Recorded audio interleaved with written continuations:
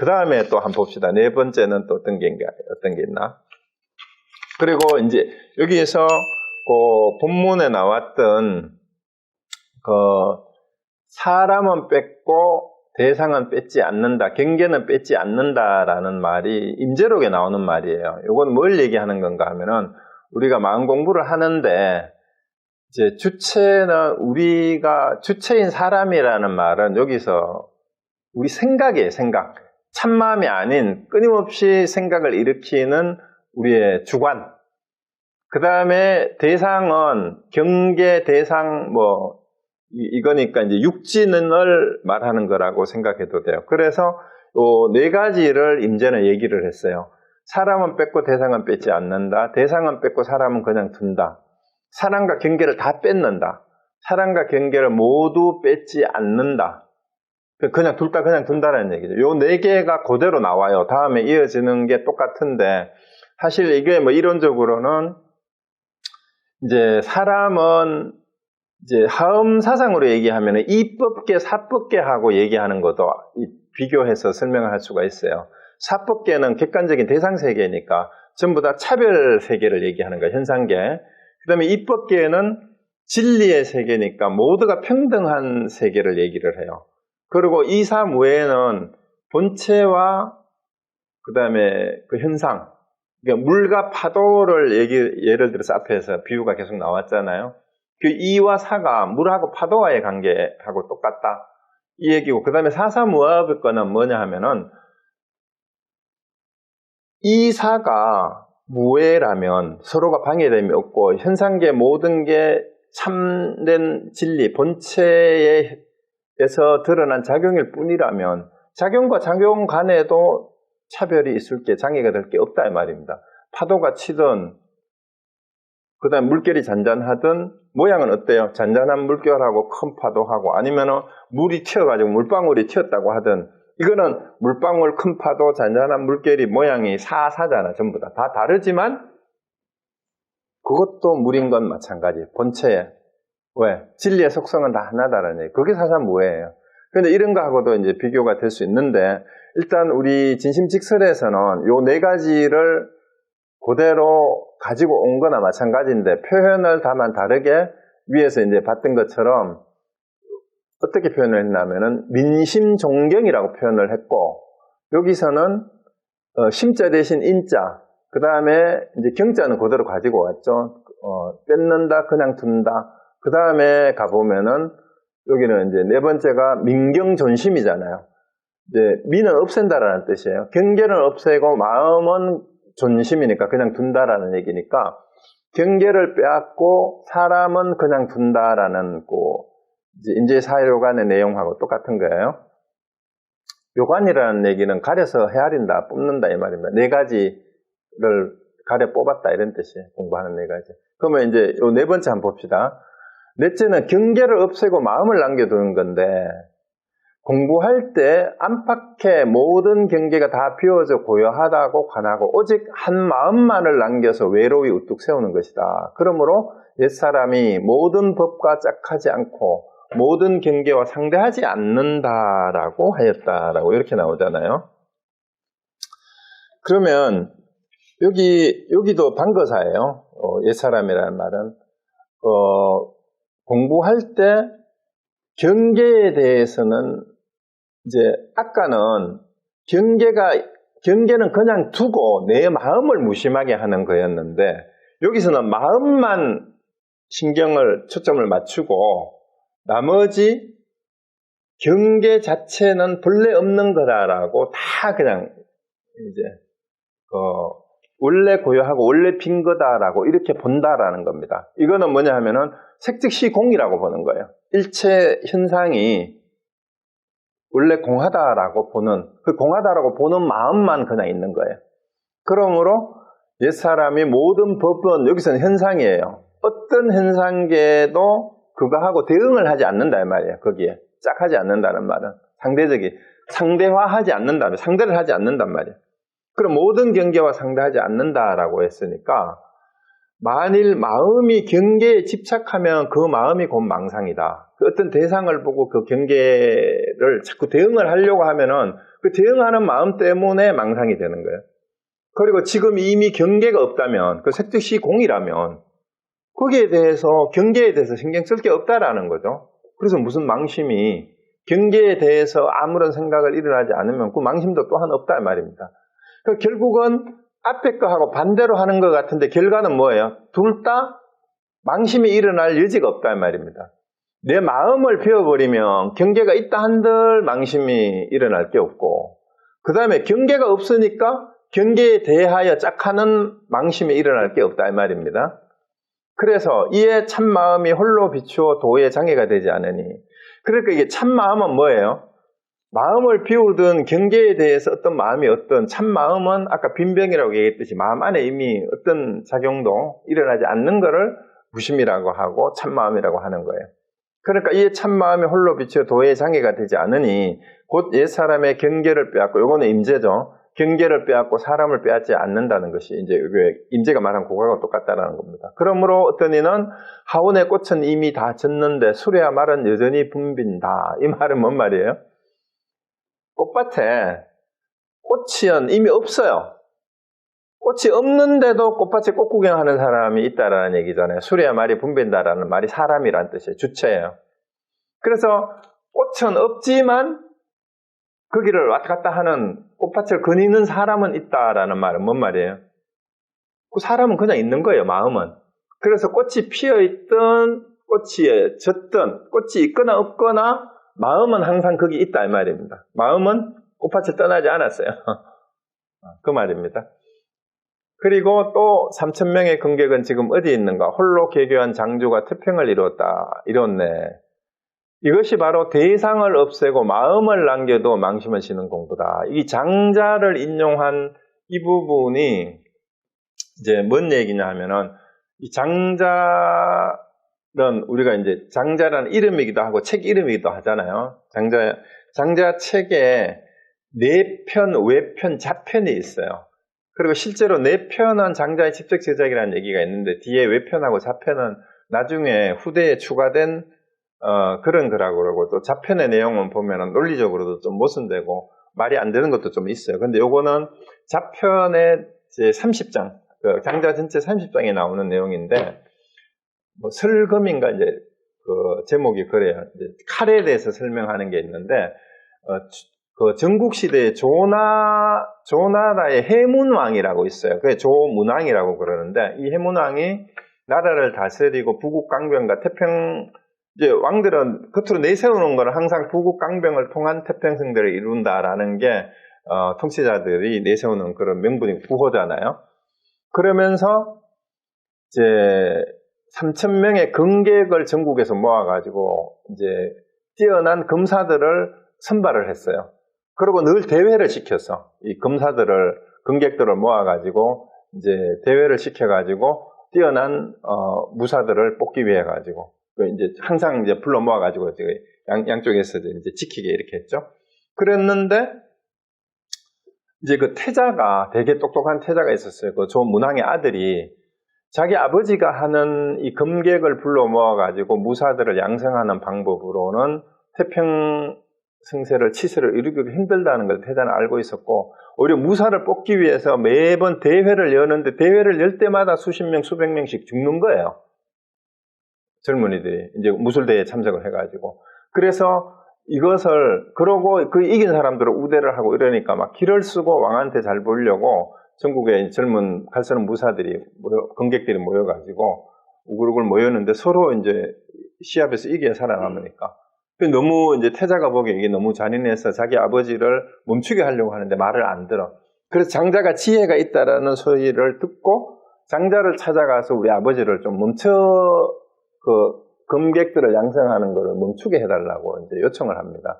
근데 사실은 조나라의 해문왕은 실제 장자가 살았던 시기보다 300년 뒤의 사람이에요. 그러니까 장자 자체가 이게 말이 안 맞는 말이 시기적으로는.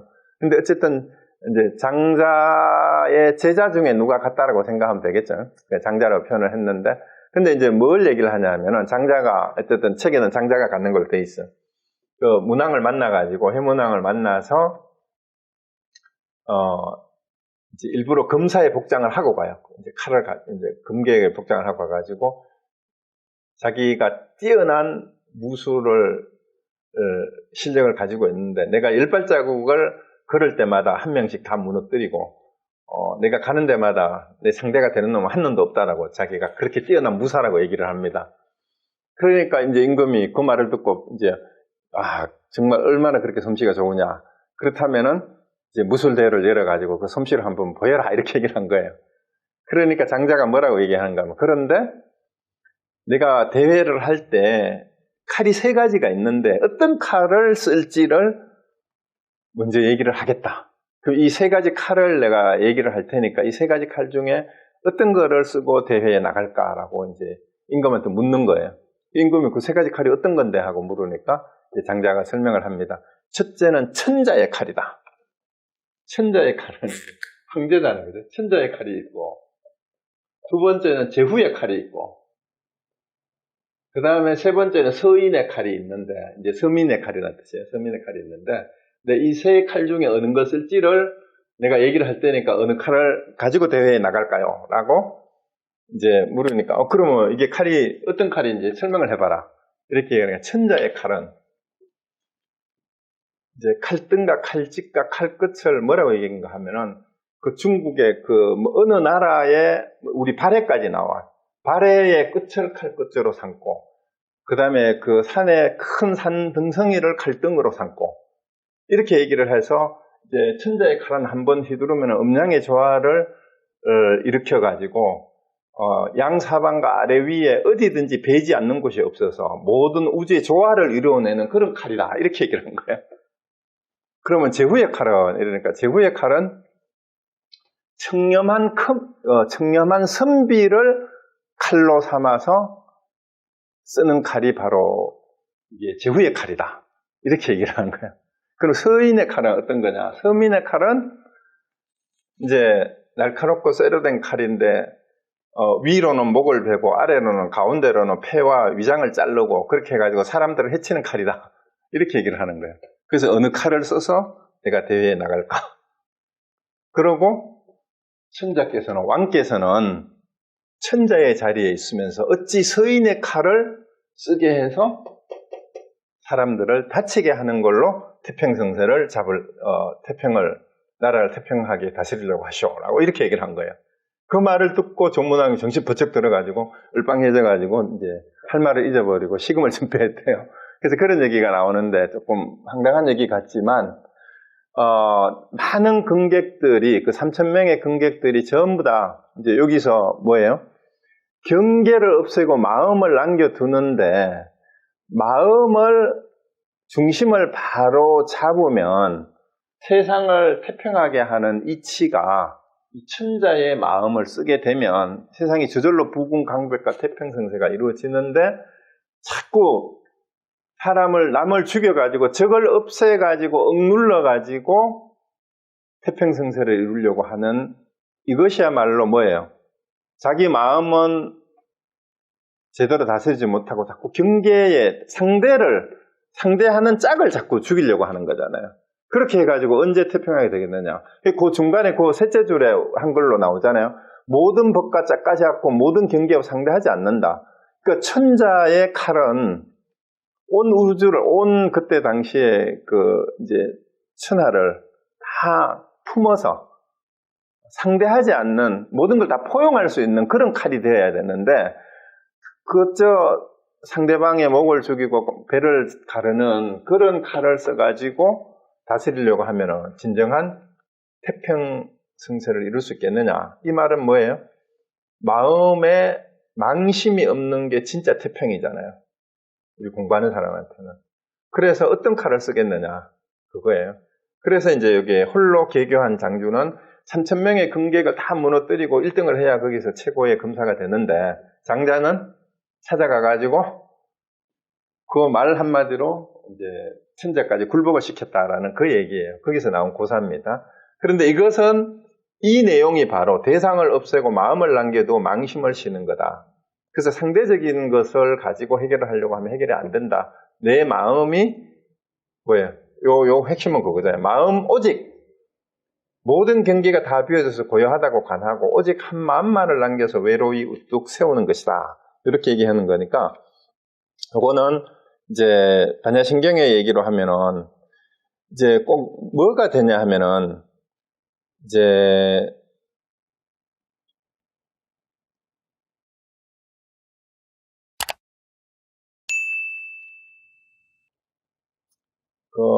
우리가 흔히 just do it이라는 말을 하잖아요. just do it이라고 얘기를 하고 오직 할 뿐에 해당되는 게 해당돼요. 요거는 바깥의 경계하고 상대적인 거하고 관계없고 그냥 내가 할 일만 그냥 하는 거예요. 그냥 하는 거. just do it이고. 그 다음에 시부도로 얘기를 하면 망우존인에 해당이 된다. 이렇게 얘기를 할 수가 있어요. 무슨 얘기냐 하면 나는 있고 소는 있는다는 말, 바깥 경계에 대해서는 다 잊어버리고 오직 사람만이 있다라는 그런 얘기가 되는 거죠. 그런데 앞에서 봤던 세 번째 경계는 요거하고 반대였잖아요. 그죠? 셋째는 마음을 없애고 경계를 남겨두는 건데 요거는 뭐냐 하면은 우리가 흔히 그 산은 산, 물은 물이라고 얘기했을 때 경계에 대해서 산은 산대로 그냥 두고 물은 물대로 그냥 두고 경계에 대해서는 어떤 분별심도 일으키지 않는 거니까 세 번째에 해당되는 거는 요 네 번째가 just do it이라면 요 제3이에요. 세 번째. 요거는 세 번째가 뭐였어요? 민심 존경은 굳이 말하자면은 우리가 only don't know.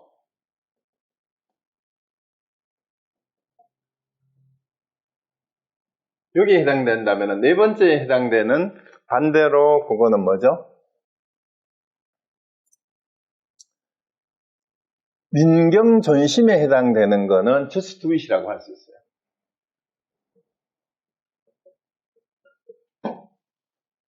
그래서 세 번째에 그 사람은 남겨두고 마음을 없애고 경계를 남겨둔다.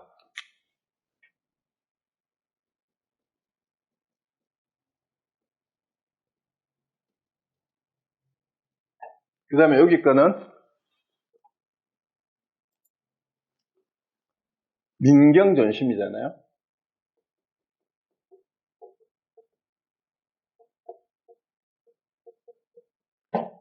요 경계를 남겨두기는 남겨두는데 마음이 없다라는 얘기는 여러분 서양 철학에서 말하는 에포케에 해당이 돼요. 이거는 판단중지예요. 판단중지.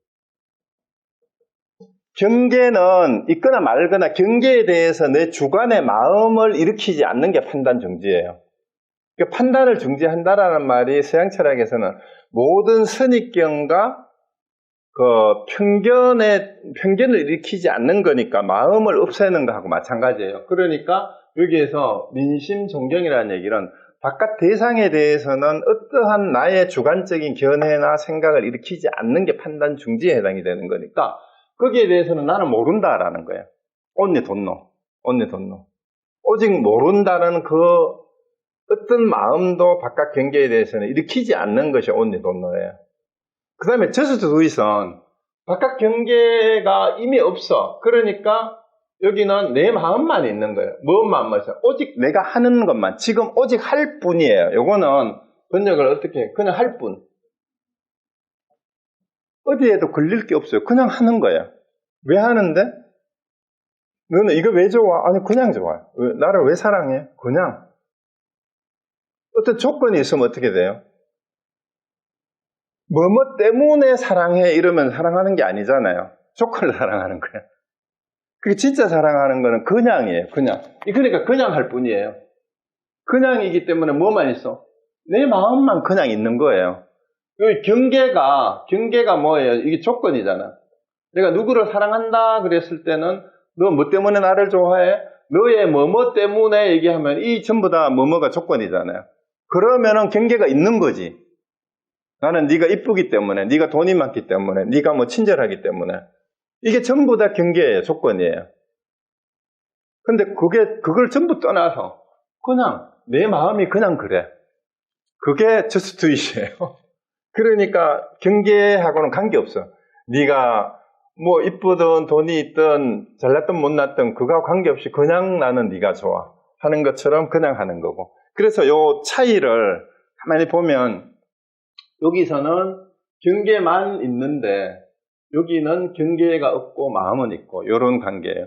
그래서 이제 어떤 상을 두 개를 다 이제 연결시켜서 보면 어떤 상을 대하든지 어떤 대상을 문제 삼지 않고 오직 내 마음만을 가지고 살아가면 네 번째 방법이 되는 거고, 그 다음에 이제 마음을 없애고 경계를 남겨두는 거는 그냥 한마디로 냅둬요예요. 냅둬요. 아니 남들이 뭐라고 하든지 냅두고 니나 잘해 이게 되는 겁니다. 냅둬요가 돼. 그러니까 이제 산은 산, 물은 물이라는 의미가 뭔 말이냐 하면은요, 흔히 뭐 그 승철 스님 인용했다고, 그런데 옛날에 중국 스님이 했는 얘기인데, 산은 산, 물은 물의 뜻이 뭐냐 하면은요, 산은 산대로 좋고, 물은 물대로 좋다라는 얘기예요. 산과 물은, 산은 산대로, 물은 물대로, 산하고 물을 비교할 수가 없는 거예요. 그래서 우리가 흔히 논어에는 그런 얘기가 나오잖아요. 너는 물이 좋냐, 산이 좋냐, 그러면은, 인자, 요산, 그 다음에 또 뭐지? 지자, 지자, 요수라는 말이 이렇게 나오잖아요. 그러면은, 이거를 비교하는 것처럼 그렇게 나오는데, 사실은 인자든 지자든 관계없이 산은 산대로, 물은 물대로라는 말이, 우리 하두에는 곡불장직이라는 하두가 있어요. 굽은 것이 곧은 것을 감추지 않았다. 그 말은 그 헤엄스님은 굽은 것 속에, 꼬부라진 것 속에 곧은 것이 있다. 어떤 것이 꼬부라진 것 속에 곧은 것이냐라고 이렇게 이제 질문을 이제 했는 것이 있는데, 일단 요 두 가지 이제 이게 민심 존경하고 민경 존심은 only don't know하고 just do it. 요런 관계로 이해를 하면 되는데, 이게 두 개가 똑같은 거예요, 사실은. just do it이라고 말하나, only don't know라고 얘기하는 거나, 그냥 그대로 경계에 대해서 어떤 생각을 일으키지 않는 거고, 자, 그 다음에 그냥 그대로 할 뿐이고 그런 겁니다. 자, 그 다음에 이제 또 넘어갑니다. 그 다음 다섯 번째는 마음과 경계를 모두 있는 공부예요. 이 둘 다 내려놓는 거예요. 공부할 때 먼저 바깥 경계를 비우고 다음에 안으로 마음을 없애는 것이다. 이미 안팎으로 마음과 경계가 모두 고요해졌는데 필경, 망심이 무엇을 쫓아 일어나겠는가? 이거는 이제 시부도로 말하면 인우구망이죠. 인우구망. 소도 없고 사람도 없어요. 그러니까 요 경지는 이제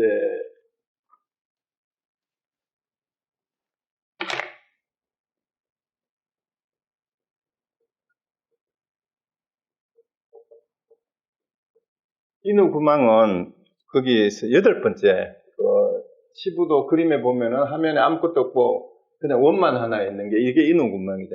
나도 소도 깨달음이다 하라는 것도 조차도 없어진 그런 경지가 없어요. 그래서 거기 강계 스님이 시방에 시방이라면 10가지 방향이니까 동서남북 간방하고 상하를 다 얘기하는 거예요. 벽이 없고 사방에 문도 없어 발가벗은 뜻 맑고 말다했다. 이것이 조사들이 말한 사랑과 경계를 모두 빼앗는 법문이다. 그러므로 누군가가 구름이 흩어지고 물이 흘러가니 고요하여 천지가 비었다 하였고 또 사랑과 소를 모두 볼 수 없으니 여기 이 누구만 그대로죠.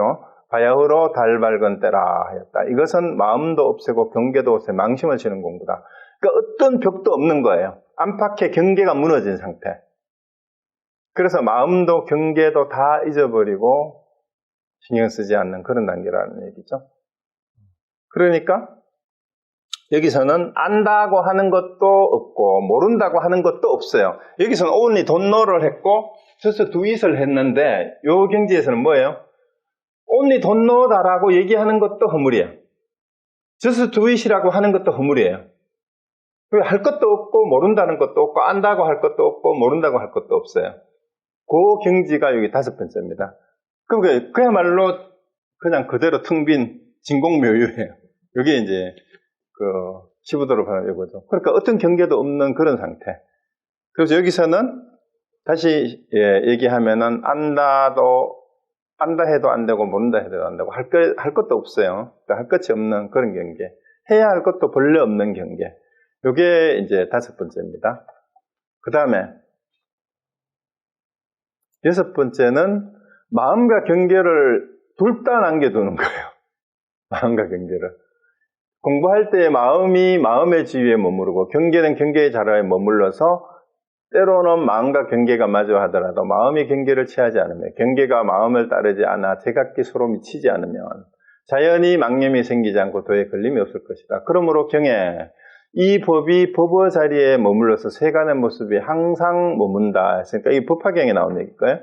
그러면 이는 곧 조사께서 말한 사랑과 경계를 모두 빼앗지 않는다 한 법문이다. 그러므로 어떤 이가 한 조각의 달이 바다 위에 떠오르니 몇 사람이나 누대 위로 오르는가 하였다. 어떤 이는 산의 꽃 천만송이에 노는 사람들이 돌아갈 줄 모른다 하였다. 이것은 마음과 경계를 모두 남겨두고 망심 없습니다. 그냥 이게 그야말로 냅둬요예요. 그러면 여기서는 어떻게 되냐 하면 산은 산, 물은 물은 위에서는 요거만 했잖아요. 산은 산이고 물은 물이고 그 다음에 뭐예요? 나는 나예요. 나는 나. 그냥 어떤 것도 하나도 버릴 게 없이 그냥 그대로 놔두니까 뭐예요? 지금 있는 그대로가 그냥 통째로가 진리의 모습이다. 그게 15도로 하면 반본하는이에요. 반본하는. 그러니까 8번째 다음에 9번째가 반본하는이잖아요.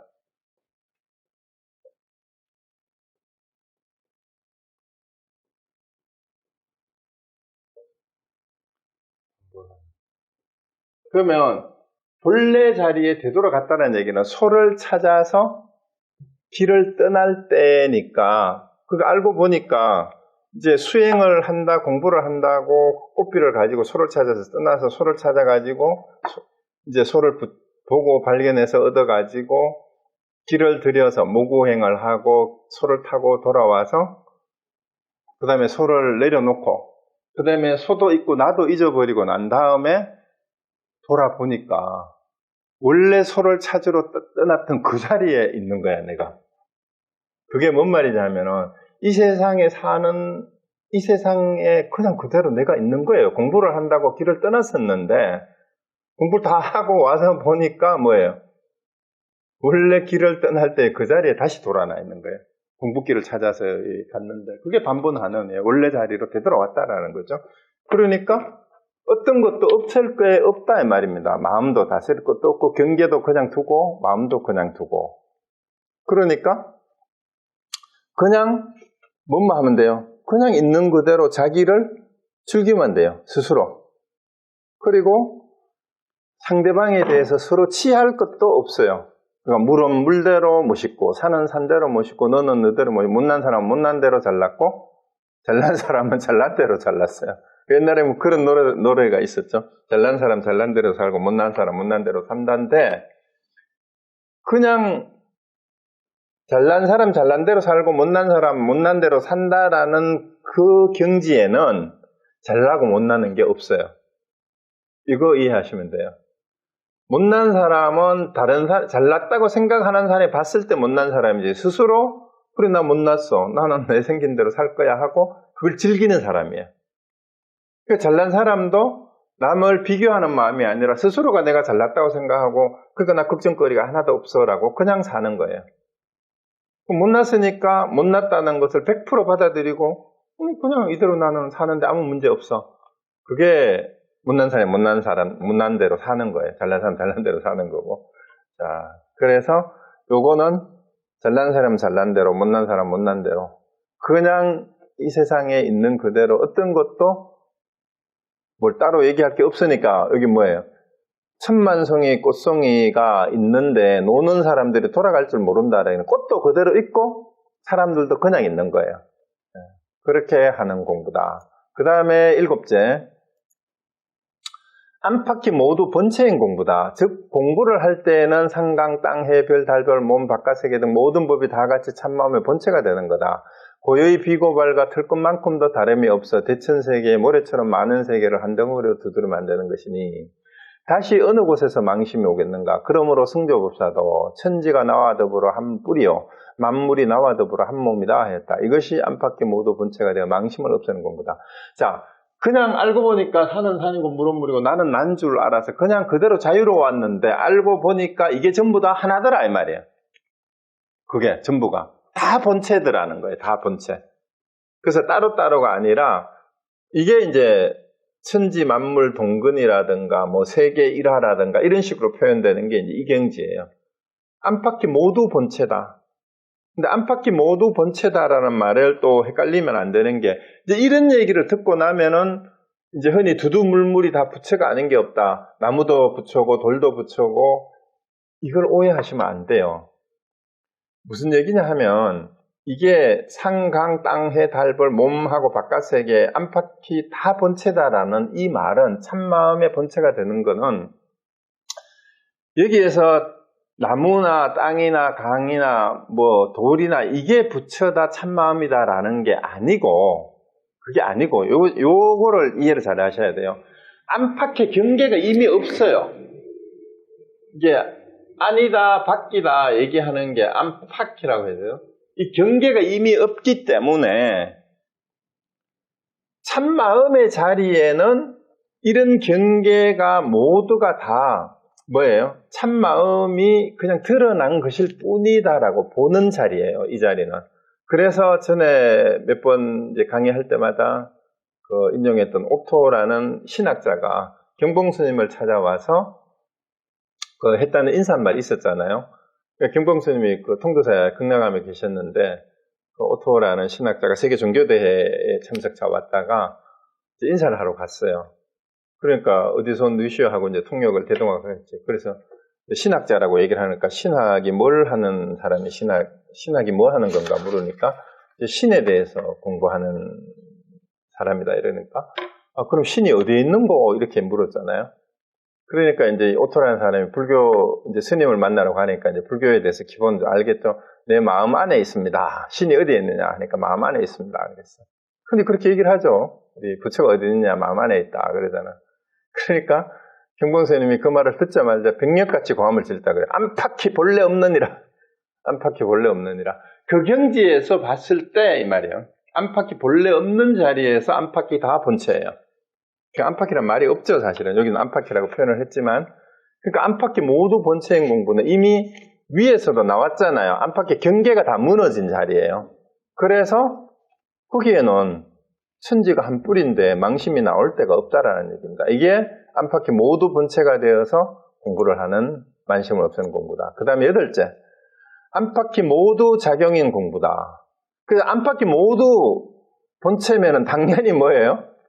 아니든 바뀌든 있는 게 뭔가 있다라고 움직이면은 그게 본체의 작용이죠, 당연히. 이거를 이제 7째, 8째에는 주관과 객관을 하나로 보고 그것이 통째로 그냥 설명하는 건데 7, 8째, 9번째 얘기는 사실은 전부 다 반본하난이나 입전수수의 얘기예요. 이제 그냥 들어가는 얘기입니다.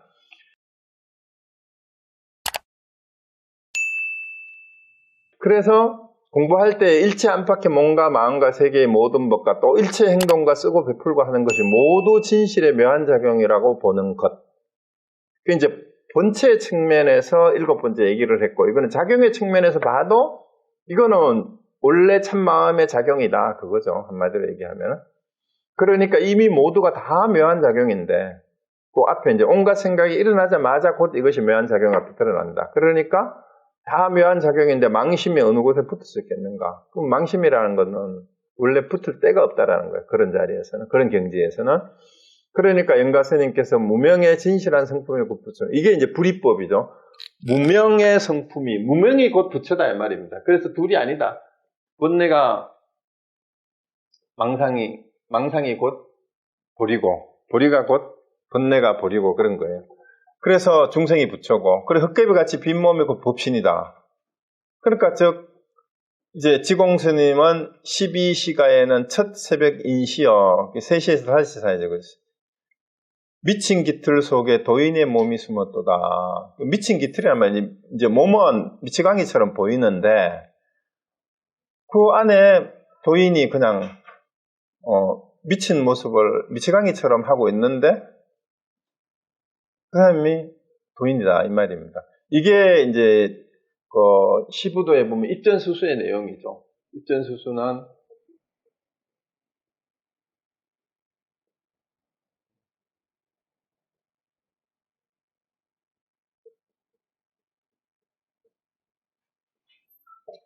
손을 내리고 시장으로 들어간다라는 얘기인데 그 시에 보면은 온갖 이 금덩이를 묻히고 이게 술주정뱅이처럼 해가지고 있으면서 우물존에서 교화하고 그 다음에 술집에서 교화하고 부처되게 한다라는 그런 시가 있듯이 그냥 시장 바닥에 우리가 사는 삶의 모습을 있는 그대로 그냥 즐기는 거예요.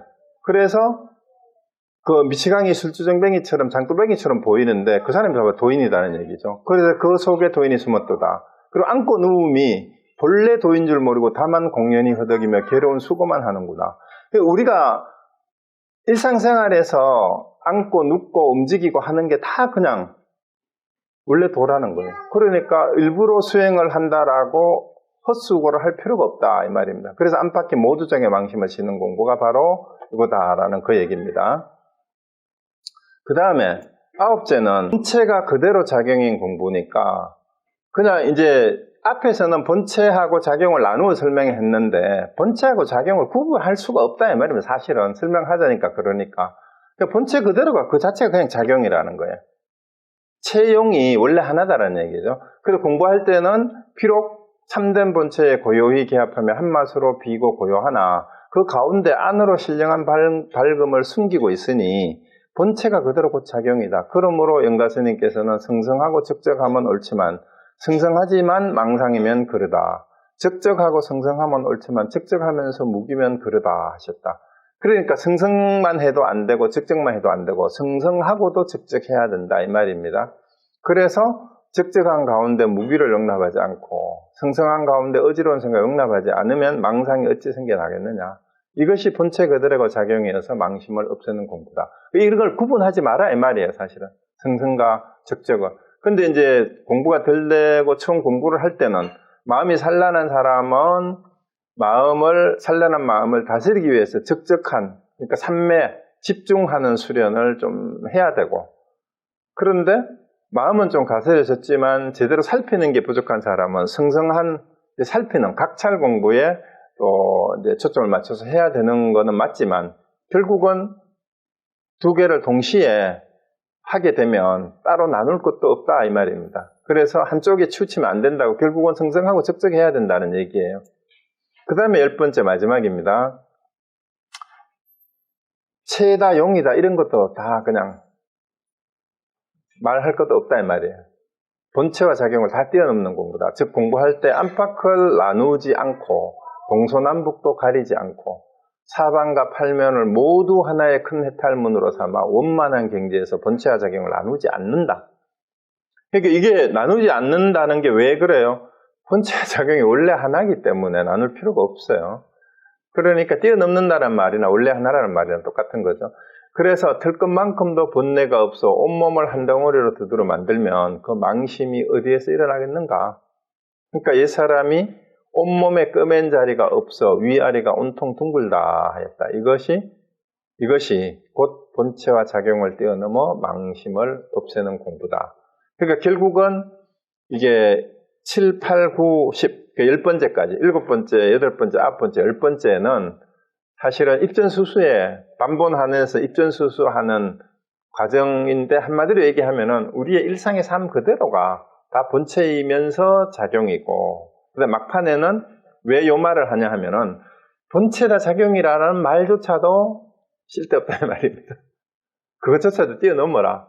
그거를 그래서 흔히 공부하는 사람들이 체니 용이니 이게 같은 겁니까? 그런 것도 골치 아프게 할 필요도 없어요. 그냥 원래 그런 건데 설명하자면 본체와 체와 용을 나누지만 체와 용이 본래 하나인데 체와 용이 본래 하나다라는 말도 필요 없어요. 이 말입니다. 여기서는 본체의 작용을 뛰어넘는다는 말은 원래 안팎고 동서남북도 사방팔방도 전부 다 사실은 뭐예요?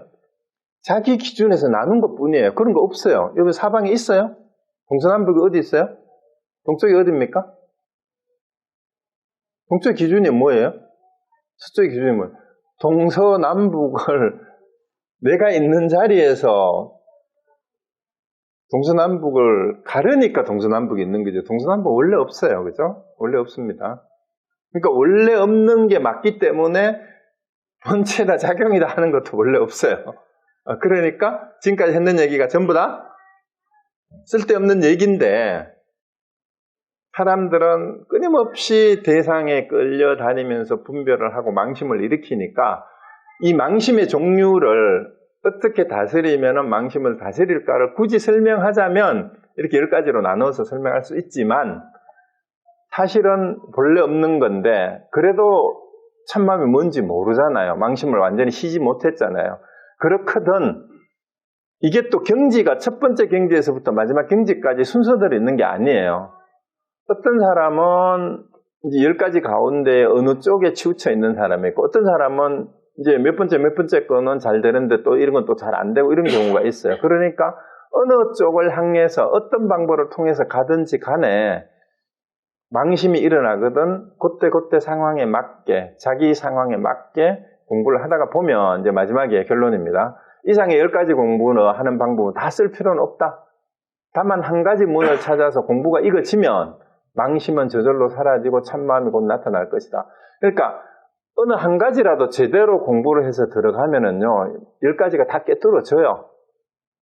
근데 공부하는 과정에는 그때 상황에 따라서 이런 상황들에 마주하게 된다라는 얘기일 뿐입니다. 그래서 일단 공부가 끝까지 다 안 됐거든 계속해서 그때마다 부딪히는 상황에 따라서 이 10가지 방법을 다 쓸 수도 있고 또 그렇지 않을 수도 있다라는 그 얘기입니다. 그 여러분 나비 효과라는 말 아시잖아요. 그죠?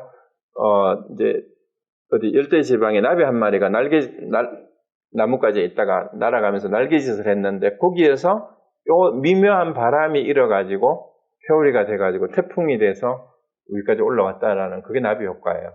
그러면 우리가 공부를 하는 것도 이 10가지 중에 어떤 마음을 통해서 마음을 내었던 첫 발심을 하는 것이 나비 효과처럼 처음 마음을 한 생각을 내는 것이 결국은 온 우주 법계를 관통하는 큰 깨달음으로 연결이 된다는 얘기예요. 그래서 이제 공부가 익어지면 참마음이 나타난다 이 말입니다. 그래서 근기와 전생 습성에 따르되 이게 지금 우리가 첫 시간에 진심직설이 보조국사의 저서냐 아니냐 얘기를 했는데 그리고 도노 점수사상의 수신결에는 주장이 됐는데 여기는 진심직설이 뭐 보조국사의 저서가 아니다 뭐 이런 주장들이 있어서 이게 뭐 보조국사의 저작이든 아니든 여기도 보면 사실은 점수사상이 나오잖아요. 여기에 보면 근기와 전생 습성에 따라서 어느 법과 인연이 있으면 곧 그것을 익혀나가라. 익혀나간다는 말이 점수잖아요. 그죠?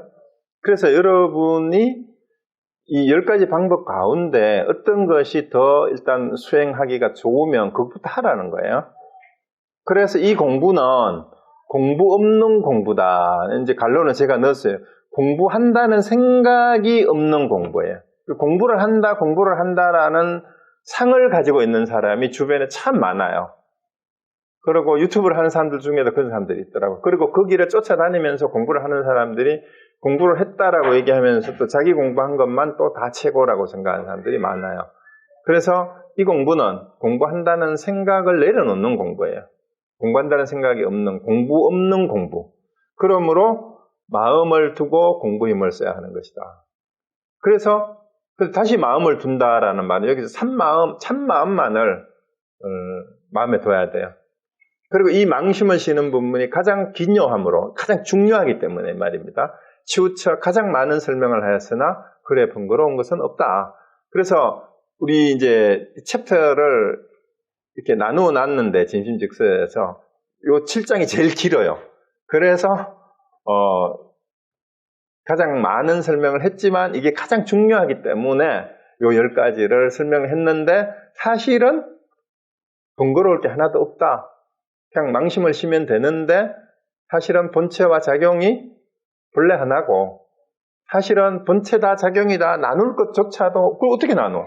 본체하고 작용을 설명을 하려고 하니까 나눈 것 뿐이니까 본체 작용도 본래 없어요. 안팎도 본래 없고 동사도 본래 없으니까.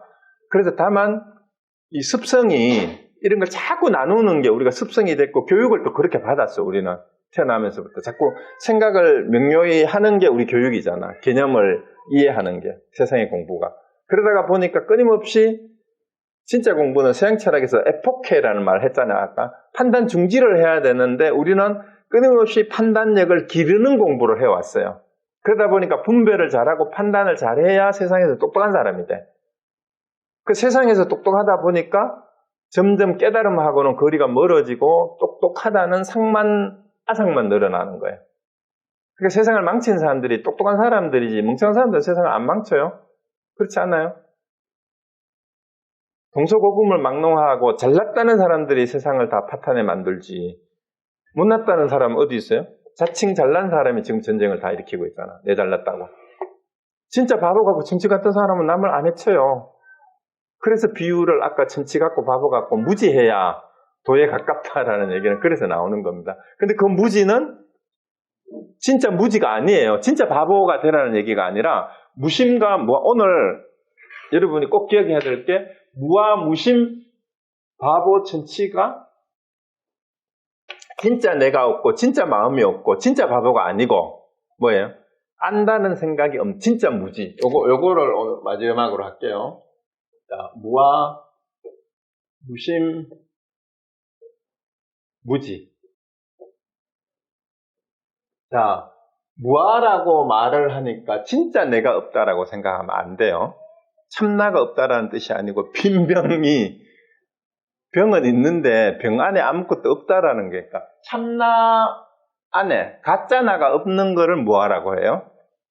무심은 진짜 마음이 없는 게 아니라 마음 바탕은 있는데 참 마음에 있는데 그 마음에 쓸데없는 망심이 없는 거를 무심이라. 그럼 무지는 뭐예요? 진짜 무식한 게 아니고 진짜 바보 천치가 아니라 안다라는 것에 망령된 마음인 분별하는 아름아리가 없는 거를 무지라고 얘기할 뿐이에요. 그래서 이 세상에서 안다라는 똑똑한 사람이 되면 안 되고 세상에서는 무지한 것처럼 보이지만 진짜 무지의 지. 그게 소크라테스도 했는 얘기가 그거잖아. 네가 모른다는 것을 아는 거. 이게 오늘 핵심입니다. 그래서 번거로울 게 없다라는 말이 그 말이에요. 망심을 쉬는 법문은 요거만 하면 돼요. 요거 어느 하나를 통하든지 간에 무와 무심 무지인데 이게 진짜 내가 없고 마음이 없고 아는 게 없다라는 뜻이 아니라 내가 나다 하는 생각, 내 마음을 자꾸 일으켜서 집착하는 거, 그 다음에 내가 안다라고 하는 생각을 내려놓는 그것뿐이다. 그러니까 번거로울 거 하나도 없는데 일단 어느 쪽을 통하든 여러분들이 망심을 어떻게 하면은 내가 쉽게 내려놓을 수 있는가 하는 방법을 통해서 내가 자꾸 경계에 끄달리는 사람이면 경계를 없애는 공부를 한번 해보고 자꾸 마음이 헷갈리는 사람이면 마음을 좀 없애고 이 세상에 있는 거를 그냥 긍정하는 말. 절대 긍정이에요. 마음은 없애고 세상을 경계로 그냥 둔다라는 얘기는 내가 자꾸 분별하고 좋다 싫다라고 분별하는 바깥 대상 세계를 그냥 긍정을 해보라는 거예요. 있는 그대로. 산은 산, 물은 물이라는 게 그 얘기예요. 있는 그대로 산은 산대로 인정해주고 물은 물대로 인정해주고 나는 나대로 인정을 하라는 얘기예요. 그러다가 보면 좋다 싫다 하는 마음이 없어지고 이 세상에 짜증나고 막 우울하고 이런 것도 좀 많이 없어질 수 있어요. 현실에서도. 그래서 일단 대상 경계에 대해서 분별하는 마음, 판단하는 판단 중지. 그냥 모든 걸 있는 그대로 긍정을 해보세요. 여러분 스스로에 대해서도. 왜 이 말이 뭐냐 하면 지금 현재 세상이 불평등하고 문제가 많은데 이걸 그대로 인정하고 그냥 두란 말이에요. 이런 뜻이 아니고 절대 긍정하라는 말은 지금 현재 불평등하잖아요. 여러분 뭔가 문제가 있잖아요. 그걸 100% 정확하게 이해해라 이 말이에요. 그래서 땅에서 쓰러진 자 땅을 짚고 일어나야 되지. 내가 지금 문제가 쓰러져 있어. 문제가 많아. 그거를 인정해야 일어날 수 있다 이 말이에요. 그걸 인정하는 게 절대 긍정이에요. 절대 긍정이 뭐 불평등을 그냥 두고 보라, 부조리를 그냥 두고 보라 이런 의미가 아닙니다. 부조리가 있으면 부조리가 있다라는 걸 정확하게 인정하고 거기서부터 시작해야 되는 거예요. 그게 절대 긍정이에요. 부재료가 있는데 덮어두는 거, 그게 절대 긍정 아닙니다.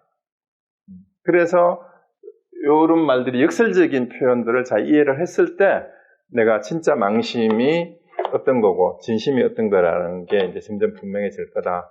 이렇게 오늘 이제 교재에서도 그 얘기를 하고 있는 겁니다. 자, 이상 마치겠습니다.